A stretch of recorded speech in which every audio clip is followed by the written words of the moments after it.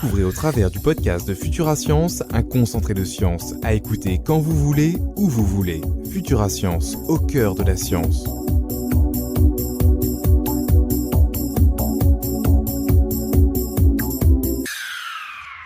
Bonjour. Après une pause estivale, notre podcast mensuel est de retour. Pour ce podcast de la rentrée, nous vous proposons un entretien avec Pierre-François Mouriot, directeur de l'association Planète Science. Avec lui, nous allons évoquer la conquête de la Lune et les missions Apollo. Alors, monsieur Mouriot, première question, qu'est-ce qui a poussé les Américains à créer le programme Apollo ? L'origine de l'homme sur la Lune est politique, évidemment. Le premier Spoutnik est soviétique, le premier homme dans l'espace est soviétique. Un certain nombre de grandes premières sont soviétiques dans un contexte, les années 60, de guerre froide, de compétition acharnée entre les Américains et les Soviétiques.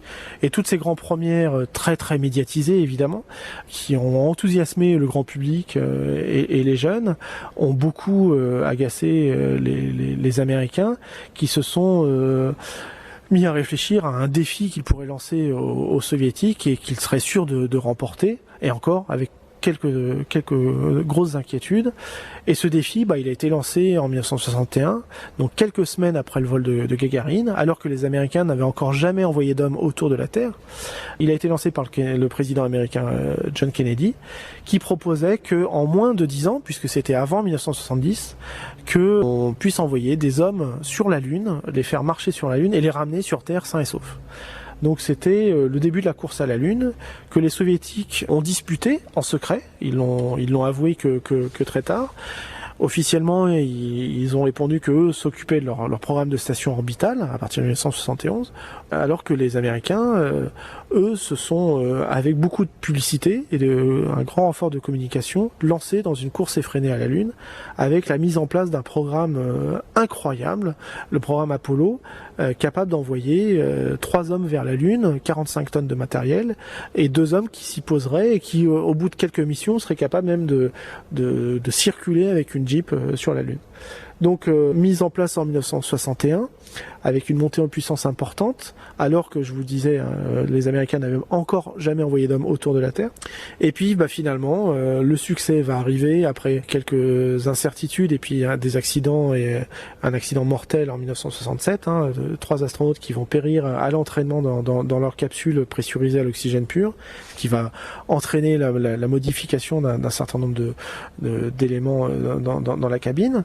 Malgré tout, la réussite va être au rendez-vous, et dans la nuit du 20 au 21 juillet 1969, 2 hommes vont marcher sur la Lune avant 1970 et revenir sur Terre sains et saufs comme l'avait demandé Kennedy, qui ne verra pas cet exploit puisque lui a été assassiné en 1963.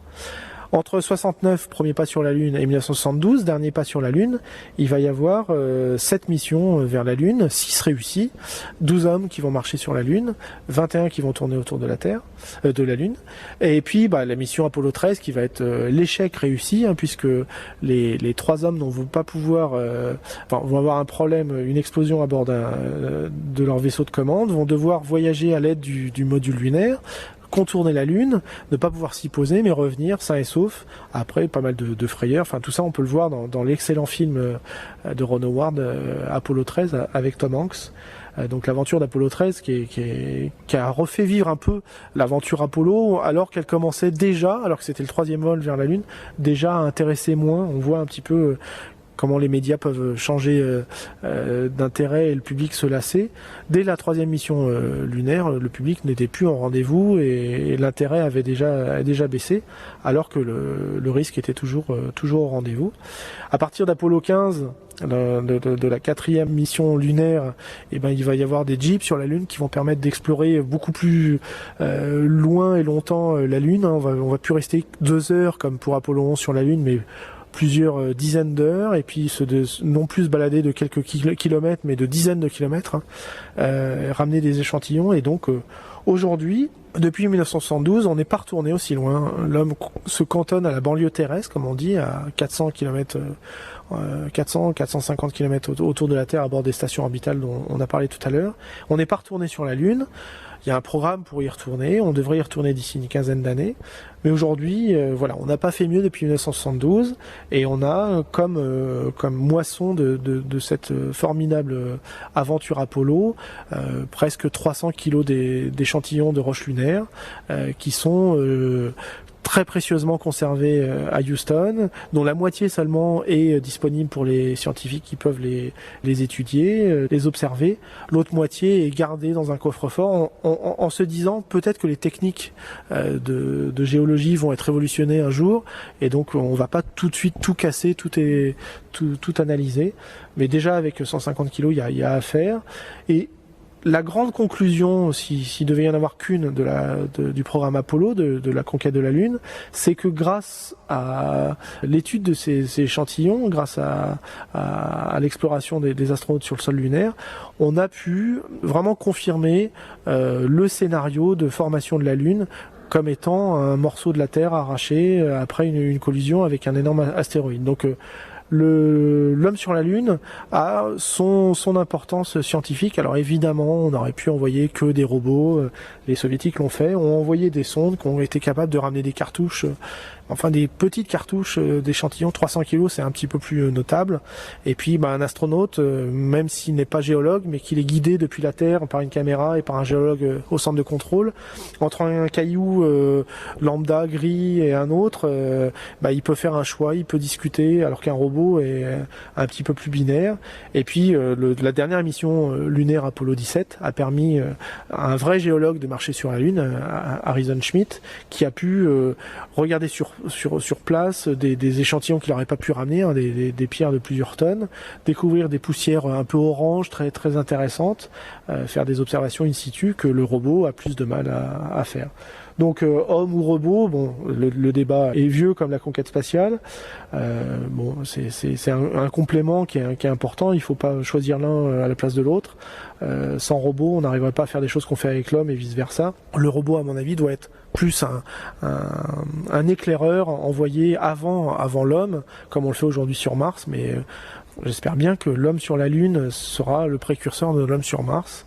Et en tout cas, aujourd'hui, le programme lunaire a l'air bien lancé du côté américain et on espère, nous qui avons peut-être pas connu le premier homme sur la Lune parce qu'on était trop petits ou pas encore nés, on espère vraiment le vivre avant d'être à la retraite. Vous parliez tout à l'heure des polémiques sur la conquête.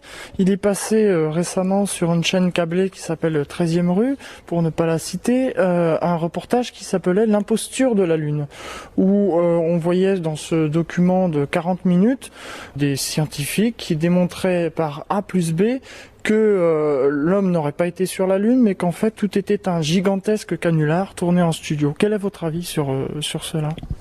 Moi je suis assez révolté par ce genre de documentaires qui sont eux-mêmes des canulars, et la démonstration A plus B égale C, le C est complètement délirant. Non, c'est facile de dire que ça n'a pas eu lieu, de faire des analyses sur les ombres, sur je l'ai pas vu celui de 13e rue, en tout cas ça s'appelle le Moonhawks. Il y a des gens qui font de la désinformation. Il y a aussi des négationnistes qui disent qu'il n'y a pas eu de concentration. Aujourd'hui, les soviétiques qui étaient quand même dans la guerre froide, dans la course à la Lune, ont continuent à saluer les Russes l'exploit américain. On a ces roches lunaires, on a ces astronautes qui ont marché, on a ces images télévisées. Il y a des gens qui s'amusent à dire que c'est faux, mais bon, pour moi ça n'est qu'un jeu, pas forcément très grave d'ailleurs, si ça les amuse. Moi, ce qui m'a plus gêné, c'est quand sur Arte il y a eu une émission qui s'est amusée à inventer une histoire sur effectivement ces missions qui seraient fausses et qui auraient été tournées par Kubrick et compagnie. La démonstration du réalisateur, c'était de dire aux gens, vous voyez, on peut vous dire n'importe quoi et on va prendre quelque chose qui est vrai et je vais vous prouver que c'est pas vrai. Sauf que il n'y avait pas la clé, les gens n'avaient pas forcément l'explication que le reportage qu'on allait leur montrer était un faux reportage. Et en prenant en plus un thème qui lui-même peut être de temps en temps sujet à polémique, parce que c'est vrai qu'aujourd'hui, comme on n'est plus capable d'aller sur la Lune du jour au lendemain, on peut se mettre à douter comment finalement on a été capable de le faire avec des ordinateurs qui étaient moins puissants qu'un téléphone portable. Ça paraît complètement fou, complètement dépassé, lointain. Là, le réalisateur n'a jamais montré vraiment. C'était sur le site internet d'Arte. Il n'y avait pas les billes pour que les gens se rendent compte que c'était le reportage qui prouvait que c'était une imposture était lui-même une imposture. Donc ça, c'est plus gênant. Après, qu'il y a des gens qui disent que ça n'est jamais fait. Bah voilà. Libre à eux de penser ça, c'est un peu dommage qu'ils tombent dans ce panneau. Et puis il vaut mieux qu'ils croisent pas Buzz Aldrin parce que ça se termine par un coup de poing dans la figure, quoi. Bon, c'est pas des arguments. Aujourd'hui, il y a plus de preuves que l'homme est allé sur la Lune que de preuves. Enfin, pour moi, il y a même pas de doute, quoi. Roger Maurice Bonnet, astrophysicien de renommée, disait qu'on devrait pointer le satellite Hubble vers la Lune de manière à montrer les restes justement de début lunaire et tout ça. C'est techniquement possible, mais en fait le temps d'utilisation de Hubble est trop important pour pointer Hubble sur la Lune et montrer ce qu'il en reste. Oui, effectivement, Hubble est un outil très très sollicité par la communauté scientifique internationale, aussi bien les Américains que les Européens, qui sont les artisans d'une des caméras les plus puissantes de Hubble. Hubble travaille jour et nuit, puisque pour lui il n'y a pas de différence, et il a une liste d'attente pour faire des images pour les scientifiques qui est certainement plus longue que ce qu'il sera capable de faire. Il y a certaines vues où il est obligé de poser pendant des dizaines et des dizaines d'heures. Les gens trouveraient dispensieux de lui demander de se tourner vers la Lune pour voir des vestiges de la conquête lunaire. Alors après, ce qui se fera peut-être quand les hommes retourneront sur la Lune, c'est ce qui s'est fait quand les hommes sont déjà allés sur la Lune en 1969, pour la mission Apollo 12. Alan Bean s'est posé avec Pete Conrad pas très loin d'une sonde automatique Surveyor, et ils sont allés la voir. D'ailleurs, ils ont ramené un élément de Surveyor et constaté qu'il y avait à bord une bactérie qui avait résisté au nettoyage avant de partir de la sonde et résister plusieurs années sur la Lune. Donc il faut voir que la bactérie était quand même très très très tenace. Alors peut-être que quand on retournera sur la Lune, on se posera pas très loin du site d'atterrissage d'une des 6 missions et qu'on ramènera un élément avec des images encore plus extraordinaires, puisque à l'époque c'était des caméras 16 mm noir et blanc avec des images envoyées par la Terre avec des antennes grand gain, mais qui à l'époque n'avaient rien à voir avec ce qu'on est capable de faire aujourd'hui. Donc effectivement, les images sont pas très bonne qualité, donc on peut dire que quelqu'un d'autre les a faites. Effectivement, il y a des photos où les ombres sont un peu surprenantes, mais il faut voir aussi les conditions d'éclairement sur la Lune qui n'ont rien à voir avec la diffraction de la lumière sur la Terre. Bon, moi je suis pas spécialiste en photographie et je suis pas interloqué par les photos. Je trouve plutôt qu'elles sont superbes. On peut toujours critiquer. Je renverrai vers un autre film qui s'appelle Capricorn One, qui raconte comment les Américains sont obligés de faire semblant d'aller sur Mars pour pas prendre le risque que la mission se passe mal. Bon, bah voilà, ça fait partie un peu des fantasmes du complot. On nous cache tout, on nous dit rien. Bon.